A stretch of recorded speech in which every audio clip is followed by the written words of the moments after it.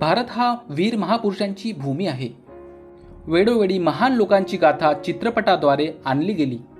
पृथ्वीराज चव्हाण एक मूवी नसून एका महान राजाची गाथा आहे, ज्यामध्ये जोश, जुनून आणि समर्थन दाखवण्यात आलेलं आहे.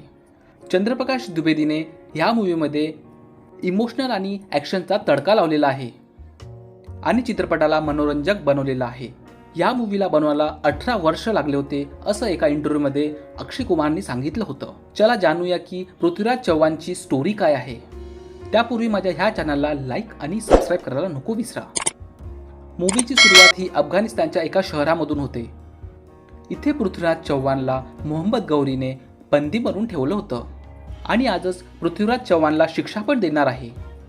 मोहम्मद गौरी पृथ्वीराज चव्हाणला आपला पराभव स्वीकार कर असं म्हणतो आणि तू पराभव स्वीकारशील तर मी तुला सोडून देईन. परंतु पृथ्वीराज चव्हाण नेहमीप्रमाणे पराभव स्वीकारत नाही. त्यामुळे शिक्षा म्हणून सिंहासोबत पृथ्वीराजला लढवण्यात येते आणि मोहम्मद गौरींनी पृथ्वीराजची दोन्ही डोळे काढलेले असते. ऐकलं होतं की पृथ्वीराज चव्हाण डोक्याने चपळ आणि कानांनी शार्प होता. याच्याच लोकांसमोर त्याला प्रदर्शन दाखवायचं होतं. आंधळ्या पृथ्वीराज समोर खुखार सिंहाला आणलं जातं. तो चपळ रीतीने पहिल्या सिंहाला मारतो, परंतु अजून एकदा त्याच्यासमोर 2 सिंह आणले जाते. पृथ्वीराज चव्हाण आता नाही वाचन असं सगळ्यांना वाटते, परंतु पृथ्वीराज चव्हाण आपल्या चपळ दिमागाने त्या 2 सिंहाला पण मारतो. त्यानंतर चित्रपट हा फ्लॅशबॅकमध्ये जातो, जिथे कन्नौजमध्ये आपल्याला संयुगिता दाखवली जाते, जी पृथ्वीराज चव्हाणसोबत खूप प्रेम करते आणि ते दोघं एकमेकांना नेहमी चिठ्ठ्या पाठवत असतात आणि त्या दोघांनी एकमेकाला आतापर्यंत पाहिलं नसते, तरीसुद्धा ते दोघं एकमेकाला खूप प्रेम करतात. नेक्स्ट सीनमध्ये गजनीमधून मोहम्मद गौरीचा भाऊ मीर हुसेनचा एक दूत तिथे येतो. पृथ्वीराज चव्हाणसाठी तो एक मेसेज आणतो.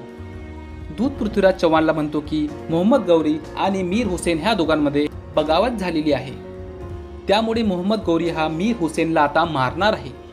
त्यामुळे मीर हुसेन आता तुमच्या शरणामध्ये येण्याची इच्छुक आहे. सोबतच पृथ्वीराज चव्हाण त्या दूतला विचारतो की त्या दोघांमध्ये का बरं बगावत झालेली आहे.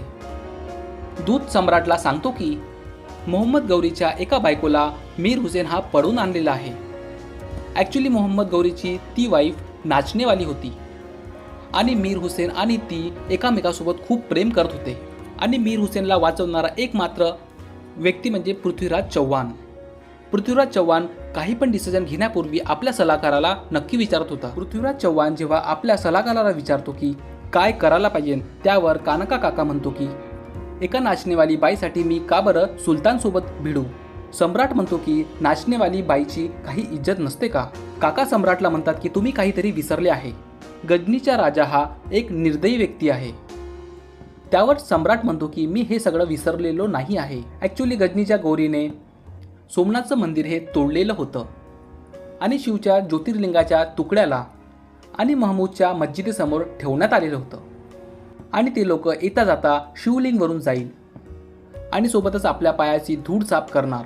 त्यानंतर काका सम्राटला विचारतो की का बरं तू मीर हुसेनला शरण देण्यासाठी इच्छुक आहे.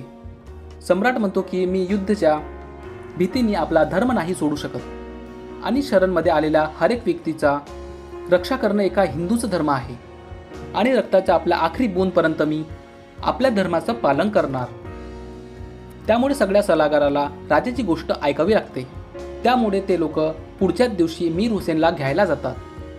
सम्राटने मीर हुसेनला शरण दिली होती, परंतु सगळ्यांना माहीत होतं की मोहम्मद गौरी हा आपल्या भावासोबत बदला जरूर घेणार आणि पुढच्या क्षणाला मोहम्मद गौरीचा एक दूत राजाला भेटायला येतो आणि तो सम्राटला म्हणतो की मीर हुसेननी मोहम्मद गौरीच्या बायकोला पळवण्याचा गुन्हा केलेला आहे. त्यामुळे मीर हुसेनला मोहम्मद गौरीला सुपूत करून द्या. वाटलं तर सम्राट गौरीच्या बायकोला तुम्ही ठेवून द्या. सम्राट दूतला म्हणतो की मी आपलं मस्तक कापून तुला देऊ शकतो, परंतु माझ्या शरणमध्ये आलेल्या कोणाचा पण बाल पण बाका करू देणार नाही आणि जोपर्यंत पृथ्वीराजच्या एक सिपाई आणि सामंत जिवंत आहे तोपर्यंत भारतामध्ये तो आपलं डोकं वर करून राहील. सम्राटला दूत हा युद्धाची धमकी देतो. सम्राट पण युद्धासाठी तयार होतो आणि जे युद्ध होणार होतं त्याला आपण तराईचं युद्ध म्हणून ओळखले जाते, ज्याला आपण हिस्ट्रीच्या बुकमध्ये कितीदा तरी वाचलं असेल. मोहम्मद गौरीची एक विशाल सेना होती. मोहम्मद गौरीला पृथ्वीराज चव्हाणनी 17 वेळा हरवलेलं होतं. परंतु ह्या मूवीमध्ये ह्या गोष्टीला कुठे पण सांगण्यात आलेलं नाही आहे. त्यानंतर युद्ध चालू होतो आणि मोहम्मद गौरीच्या सेनाकडून खूप सारे धनुष्यबाण हे पृथ्वीराज चव्हाणच्या सेनेवर दागले जाते. असं काही करेन म्हणून सम्राटने पहिलेच याचा अंदाजा लावला होता. म्हणून सम्राटने पहिलेपासूनच धनुष्यबाणला रोखणारी ढाल लावलेली असते. त्यामुळे त्या धनुष्यबाणांचा काही असर होत नाही. सम्राट पृथ्वीराज याचाच फायदा घेत खूप सारे धनुष्यबाण मोहम्मद गौरीच्या सेनावर सोडतात. ते धनुष्यबाण मोहम्मद गौरीचे सैनिक नाही बघू शकत, त्यामुळे खूप सारे सैनिक मारले जाते. पृथ्वीराज चव्हाण दोन्हीकडून मोहम्मद गौरीच्या सेनेवर तुटून पडण्यासाठी आदेश देतो आणि सेना पण तसंच करते. त्यामुळे चारहीकडून मोहम्मद गौरीचे सैनिक हे घेरले जाते. शेवटी काका हा मोहम्मद गौरीला त्याच्या हत्तीवरून खालती पहाडतो. त्यानंतर सम्राट अशोक आणि मोहम्मद गौरी या दोघांमध्ये घमासान युद्ध होतो. शेवटी सगळ्यांना माहीत असते की काय होणार आहे. सम्राट मोहम्मद गौरीला पराजित करतो आणि त्याला बंदी बनवतो. त्यानंतर मोहम्मद गौरीला कैदखान्यामध्ये टाकलं जाते. त्यानंतर एंट्री होते सोनू सूद म्हणजे चंद्रोदयची. चंद्रोदय कवी आणि ज्योतिष दोन्ही आहे. सम्राट सोबत त्यांच्या परछाईसारखे राहतात. इथे मोहम्मद गौरी चंद्रोदयला म्हणतो की मला मृत्यूदंड द्यावे. चंद्रोदय मोहम्मद गौरीला म्हणतो की तुम्ही पराजित झालेला आहात आणि पृथ्वीराज चव्हाण तुम्हाला मृत्यूदंड देईल तर त्यामध्ये पृथ्वीराज चव्हाणची विजय नाही होईल, परंतु त्यांची विजय तेव्हा होईल ज्यावेळेस पृथ्वीराज चव्हाण पराजित होईल आणि तुम्हाला मृत्यूदंड भेटेल. परंतु ह्या सगळ्या गोष्टी मोहम्मद गौरीच्या डोक्याच्या वर जातात. म्हणून चंद्रोदय म्हणतो की पुढच्या मुलाखतीमध्ये मी तुला सविस्तर सांगेल. पुढच्या दिवशी सगळ्यांना वाटते की मोहम्मद गौरीला सम्राट हे आता फाशी शिक्षा देणार आहे. म्हणून काकाने आपल्या डोळ्यावर पट्टीसुद्धा नाही लावली होती. नाना काकाच्या डोळ्याची पट्टीची पण एक वेगळी कहाणी आहे. ॲक्च्युली काना काका हे पृथ्वीराज चव्हाणचे काका आणि एक महान योद्धा आहे. म्हटल्या जाते की त्यांनी एक प्रण केलं होतं. पृथ्वीराज चव्हाणच्या समोर कोणी पण आपल्या मूछेला ताव देईल तर ते त्या माणसाचा जीव घेणार किंवा स्वतः मरून जाईल. अशाच एका राजाने पृथ्वीराज चव्हाण समोर आपल्या मुशीला ताव दिलं, म्हणून काकाने त्याचा जीव घेतला. त्यामुळे राजाने काकाला दंड देण्याचा फैसला केला. त्या फैसल्यामध्ये जिंदगीभर काकाला आपल्या डोळ्यावर पट्टी घालून राहावं लागेल. परंतु ते आपल्या पट्टीला तेव्हाच खोलू शकणार ज्या वेळेस युद्ध होत असणार किंवा कोणत्या स्त्रीसोबत प्रेम करत असणार. परंतु काकू ही खूप वर्षापूर्वीच मरण पावली होती, म्हणून युद्धच हा डोळ्याची पट्टी खोलायचा एक मार्ग राहिला होता.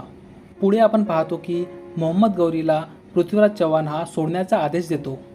परंतु सगळे सलाहकार त्याचा विरोध करतात आणि म्हणतात की मोहम्मद गौरीला मृत्यूदंडच भेटायला पाहिजे. परंतु सम्राट हा त्याला अजून एक मोका देतात. या सगळ्या गोष्टी घडल्यानंतर अजमेरचा राजा तर पहिलेपासूनच होता, परंतु त्याला दिल्लीचा राजा पण बनवल्या जाते. परंतु ही गोष्ट जेव्हा कन्नौजचा राजा जयचंद याला माहीत होते त्यावेळेस रागाने भंबाटून जातो. कारण की त्याला वाटत होतं की दिल्लीचा पुढचा राजा तोच बनणार आहे, परंतु असं नाही झालं. जयचंदच्या मुलीचं नाव संयोगिता असते आणि ती पृथ्वीराजसोबत खूप प्रेम करत असते. परंतु ही गोष्ट जयचंदला माहीत नसते, कारण जयचंदला तर फक्त दिल्लीच पाहिजे असते. पुढच्या सीनमध्ये आपण पाहतो की कन्नौजच्या राजाचा एक दूत सम्राटला भेटायला आला असतो. तो दूत सम्राटला म्हणतो की आमचे सम्राट राजसुयोग यज्ञ करणार आहे. इथूनच आपल्याला राजसुयोग यज्ञाबद्दल माहीत पडते की पुराण्या जमान्यामध्ये मोठे मोठे राजा राजसंयोग यज्ञ यासाठी करत होते की ते आपल्या राज्याचे क्षेत्र वाढवू शकेल आणि छोट्या छोट्या राजांकडून कर वसूल करू शकेल. आणि जो राजा कर नाही देत होता तर जबरदस्ती त्यांच्यासोबत युद्ध करून कर वसूल करत होते. पण जयचंद हा सम्राटकडून कर वसूल तर करू शकत नव्हता, म्हणून जयचंद हा सम्राटकडून अर्धी दिल्लीची माग करतो आणि तो अर्धी दिल्ली नाही देऊ शकला तर युद्धासाठी तयार होऊन जा असा संदेश देतो. सम्राट पण दूतला आपला मेसेज सांगायला सांगतो की तुमचं निमंत्रण आम्हाला स्वीकार आहे, परंतु लढाईचं. दुसरीकडे जयचंद हा अजून एक चालबाजी करतो. तो त्याच यज्ञामध्ये संयोगिताचं स्वयंवर रचणार आणि त्या स्वयंवरामध्ये सम्राटचे शत्रू आणि मित्र दोघेही सामील होणार. परंतु सम्राट हा त्या यज्ञ आणि स्वयंवरामध्ये येऊ शकत नव्हता, कारण त्यांनी जयचंदच्या निमंत्रणाला ठुकरावलेला आहे आणि सम्राट त्याच्या निमंत्रणाला अगर स्वीकार केला असता तर त्याला अर्धी दिल्ली द्यावी लागली असती. इकडे संयोगिता जयचंदला सांगते की मी पृथ्वीराज चव्हाणसोबत खूप प्रेम करते आणि मी त्याच्यासोबतच लग्न करेल आणि असं होत नसेल तर त्याच यज्ञामध्ये उडी मारून आत्महत्या करेल. त्यानंतर संयोगिता आपल्या रूममध्ये चालली जाते. इकडे जयचंदला अजून एक गोष्ट माहीत पडते की जो माणूस निमंत्रणला अस्वीकार करतो त्या व्यक्तीला युद्धामध्ये पहिले पराजित करावं लागते, त्यानंतरच यज्ञ होऊ शकेल. परंतु ह्या रीतचा पण त्यांच्याकडे तोड होता.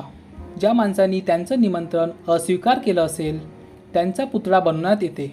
म्हणून राजांचा पण सोन्याचा पुतळा बनवण्यात येतो आणि दरबान म्हणून महालाच्या दारावर उभी करण्यात येते. आणि ही गोष्ट संयोगिताला पण माहीत होऊन जाते आणि पुढच्याच दिवशी यज्ञ आणि स्वयंवर दोन्हीही होणार होते. परंतु संयोगिता सगळ्यांसमोर सांगून टाकते की ती पृथ्वीराज चव्हाणसोबत खूप प्रेम करते आणि त्याच्यासोबतच लग्न करणार. म्हणून संयोगिता सम्राटच्या पुतळ्याजवळ जाते आणि त्याला हार घालते, ज्यापूर्वीच जयचंद काही करू शकणार. आपण पाहतो की सम्राट हे काका आणि चंद्रोदय सोबत घोड्यावर येतात. सम्राटला असं येताना पाहून सगळेजण स्तब्ध होतात. संयोगिता तर सम्राटला फक्त पाहतच राहते, कारण की तिने पहिल्यांदा सम्राटला पाहिलं असते. सम्राट आल्यावर सम्राटच्या घोड्यावर जाऊन बसते आणि त्यांच्यासोबत त्यांच्या महालावर जायला लागते. परंतु पृथ्वीराजला इथे निमंत्रण तर नाही भेटलं होतं, परंतु तरीसुद्धा तो तिथे आलेला असतो. जे काही झालेलं असते त्यासाठी त्याची चुकी पण नसते, कारण की तो अंदर नाही गेला होता, कारण की संयोगिताला घोड्यावर बाहेरूनच घेऊन गेला होता. जेव्हा सम्राट संयोगिताला आपल्या महलामध्ये आणलेलं असते, पृथ्वीराजच्या घरचे बुजुर्ग लोक म्हणतात की तूने जे काम केलेलं आहे ते खूप वाईट केलेलं आहे. त्यांना वाटते की संयोगिताला जयचंदची मुलगी सन्मानजनक रीतीने त्यांना वापस करावी, जेणेकरून जयचंदसोबत त्यानंतर आम्ही सन्मानजनक रीतीने गोष्ट करून त्यांच्या घरी आपण वरात घेऊन जाऊ. परंतु संयोगिता अशा गोष्टी त्या बुजुर्ग माणसाला म्हणते की तिथे बसले सगळे बुजुर्ग काही म्हणूच शकत नाही. पुढच्या दिवशी पूर्ण विधिविधानाने संयोगिता आणि पृथ्वीराज चव्हाणचं लग्न लावून देतात, जिथे सगळेजण मौजूद पण असतात आणि खुश पण असतात. सोबतच पृथ्वीराज चव्हाण तिला सगळ्यांसमोर बरोबरीचा हक्क पण देतो. पुढे आपण पाहतो की पृथ्वीराज चव्हाण आणि संयोगिता कुलदेवीचे दर्शन करायला जात असतात. जायच्या पहिले ते काकाला भेटतात. कुलदेवीला काका तुझ्यासाठी काय मागू? काका म्हणतो की ह्या धरती मातेसाठी पहिले मरण माझंच आलं पाहिजे. दुसरीकडे आपण पाहतो की जयचंद आपल्या सामंताला म्हणतो की ते लोक गोडपूरवर जाऊन आक्रमण करा आणि त्याला आपल्या कब्जामध्ये घ्या. त्यामुळे जयचंदची पूर्ण सेना गोडपूरवर हल्ला करायला निघतात. इकडे दुसरीकडे सम्राटच्या सेनेला पण माहीत होऊन जाते की जयचंदची सेना गोडपूरवर हल्ला करणार आहे. परंतु प्रॉब्लेम हा होता की सम्राट तिथे नव्हता, ते कुलदेवीच्या दर्शन करायला गेले होते. हा युद्ध त्यांना बिना सम्राटानेच लढावा लागणार होता. जयचंद सोबत बिना राजाच्या लढण्यासाठी सगळेजण होकार देतात. युद्ध होणार असते, त्यामुळे काका पण आपल्या डोळ्यावरची पट्टी काढतो आणि युद्ध करण्यासाठी गोडपूरवर पोहोचतो. तिथे जयचंदची सेना आणि सम्राटच्या सेनेमध्ये घमासान युद्ध होतो. सम्राटची सेना जयचंदच्या सेनेसोबत वीरतापूर्वक लढत असते, परंतु काकासोबत 64 अजून सामंत हे मारले जाते. परंतु हे युद्ध सम्राटची सेना जिंकते. जेव्हा सम्राट कुलदेवीचे दर्शन करून वापस येतो त्यावेळेस त्याला एक धक्का बसतो. ज्यावेळेस त्याला माहीत पडते की त्याचे 64 सैनिक सोबत त्याचे काका मरण पावले आहे, त्यावेळेस त्याला खूप वाईट वाटते. इथे आपण पाहतो की संयोगिताला पण खूप खराब वाटत असते, कारण की लोक पण तिलाच दोष देत होते, कारण की हे सगळं तिच्यामुळेच झालेलं आहे आणि हे 64 लोक जे मरण पावले आहे ते संयोगितामुळेच झालेलं आहे. पुढे आपण पाहतो की जे 64 सैनिक मारले गेले होते त्यांचेच मुलं बाळं सम्राटकडे येतात आणि त्यांच्या जागेवर आम्हाला घ्या असं म्हणतात, जेणेकरून आम्ही राजाची आणि ह्या मातृभूमीची रक्षा करू शकू. सम्राट पण आपल्यासोबत त्यांना जॉईन करून घेतो. पुढे आपण पाहतो की जयचंदनी गोडपूरवर केलेला हल्ला निराधार झालेला असतो आणि त्याच्याकडे आता कोणता पण रस्ता उरलेला नसतो. म्हणून तो आपल्याकडे एका सौदागरला बोलवतो आणि मोहम्मद गौरीसोबत एक सौदा करण्यासाठी त्याला पाठवतो. त्यानंतर सौदागर हा मोहम्मद गौरीकडे जातो आणि त्याला सौद्याबद्दल सांगतो. सौदागर मोहम्मद गौरीला म्हणतो की पृथ्वीराज चव्हाणला जिवंत पकडून जयचंद त्याला खूप सारं सोनं नाणं देईल, कारण दुश्मनच्या दुश्मन मित्र असतो. ही गोष्ट ऐकल्यानंतर मोहम्मद गौरी पण ह्या गोष्टीसाठी राजी होतो. मोहम्मद गौरी आणि पृथ्वीराज चव्हाण ह्या दोघांच्या सेनेमध्ये घमासान युद्ध सुरू होतो. 10 दिवस निघून जातात, परंतु कोणता पण परिणाम निघत नाही. मोहम्मद गौरीचे सैनिक मोहम्मद गौरीला म्हणतात की हे लोक आपल्यापासून पराजित का बरं होत नाही आहे? आपली सेना आणि त्यांची सेना बराबरीत असून सुद्धा आपण का बरं हारतो? मोहम्मद गौरी म्हणतो की ज्या जमिनीला आपण जमीन म्हणतो त्या जमिनीला ते लोक मातृभूमी म्हणतात आणि त्या मातृभूमीच्या रक्षेसाठी ते काही पण करू शकतात. मोहम्मद गौरी चांगल्यानी समजून गेला होता की तो पृथ्वीराज चव्हाणला समोरून नाही हरवू शकत, म्हणून तो त्याला छलनी पराजित करण्याचा प्रयत्न करतो. तो आपल्या खूप साऱ्या सैनिकाला जिथे सम्राट थांबले होते तिथे पाठवतो आणि ज्यावेळेस पृथ्वीराज चव्हाणचे सगळे सैनिक झोपलेले होते त्यावेळेस त्यांना मारतात आणि त्या जागेला आग लावून टाकतात. आणि ज्यावेळेस पृथ्वीराज चव्हाणला माहीत पडते आणि तो बाहेर निघतो त्यावेळेस तो मोहम्मद गौरीच्या लोकांना मारायला लागतो. परंतु मोहम्मद गौरीचे सैनिक हे पृथ्वीराज चव्हाणच्या सैनिकावर तलवार ठेवतात, म्हणून ह्याच दगाबाजीमुळे त्याला बंदी बनावं लागते. दुसरीकडे संयुगिताला माहीत पडते की सम्राट आता जेलमध्ये आहे, त्यावेळेस तिला खूप खराब वाटते. मोहम्मद गौरीचे सैनिक इथे कधी पण येऊ शकतात, म्हणून ह्या जागेमधून निघून जा असा सल्ला तिला भेटतो. परंतु संयुगिता म्हणते की तिने पृथ्वीराज चव्हाणसोबत जिवंत राहायचे आणि मरण्याचा निर्णय घेतला होता, म्हणून ती सगळ्या सामंतांच्या बायकाला आपल्या जवळ बोलवते आणि ती एक खूप मोठा यज्ञ करते. आणि जसं यज्ञ संपते तसंच आपला जीव त्या यज्ञामध्ये निरछावर करतात. नेक्स्ट सीनमध्ये आपण पाहतो की मोहम्मद गौरी हा चंद्रोदयासोबत भेटायला जातो, जे की त्यांची दुसरीच भेट असते. पहिल्या भेटीमध्ये चंद्रोदयाने मोहम्मद गौरीला म्हटलं होते की तुम्ही हारलेले आहात.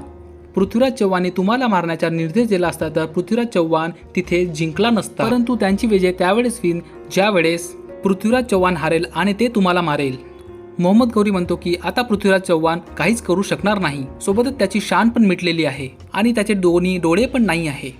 चंद्रोदय मोहम्मद गौरीला एक सुंदर उत्तर देतो. जुगनू को गुमान है उन्होंने सूरज को कैद कर लिया, लेकिन जुगनू को पता ही नहीं कि उनके शहर में सूरज उगा ही नहीं. पृथ्वीराज चव्हाणला प्रेम करणाऱ्याला वाटत होतं की ते एक सूर्य आहे आणि त्यांच्यासमोर गौरी आणि सगळे जुगनू. चंद्रोदय मोहम्मद गौरीला म्हणतो की तुम्ही आतापर्यंत सम्राटांचं रौद्र रूप पाहिलं कुठे आहे? तुम्ही तर त्यांना फक्त धोक्यांनीच पराजित केलेलं आहे. तुम्ही सम्राटला चुनौती देऊन हारवून एकदा बघा. चॅलेंज एवढंच होतं की आवाज करून किंवा काही वाजवत सम्राटासोबत लढायचं होतं. हा चॅलेंज मोहम्मद गौरी ॲक्सेप्ट करतो.